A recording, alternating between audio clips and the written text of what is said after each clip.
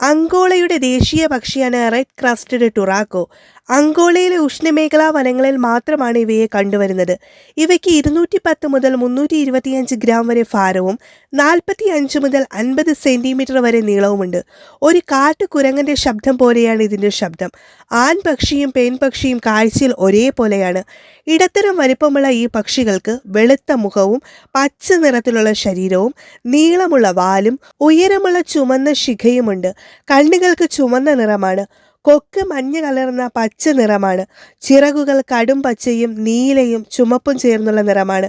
ഇവയുടെ തൂവൽ ഒരു ഗ്ലാസ് വെള്ളത്തിൽ ഇളക്കിയാൽ വെള്ളം പിങ്ക് നിറമാകും. ഈ പക്ഷികൾ പഴങ്ങൾ, കായ്കൾ, പൂമൊട്ടുകൾ, തളിർ ഇലകളുടെ നാമ്പുകൾ, വിത്തുകൾ, പ്രാണികൾ, ചിതൽ, വലിയ ഒച്ചുകൾ എന്നിവ ഭക്ഷിക്കുന്നു. ഈ പക്ഷികൾ ഏകഭാരത്വമുള്ളവയാണ്. ആൺപക്ഷിയും പെൺപക്ഷിയും ഒരുമിച്ച് കൂടുണ്ടാക്കുന്നു. പരമാവധി 30 എണ്ണം വരെയുള്ള കൂട്ടങ്ങളായാണ് ഇവ ജീവിക്കുന്നത്. 2 മുതൽ 3 മുട്ടകൾ വരെ ഈ പക്ഷികൾ ഇടുന്നു. മുട്ടകൾക്ക് ആണും പെണ്ണും മാറി മാറി അടയിരിക്കും.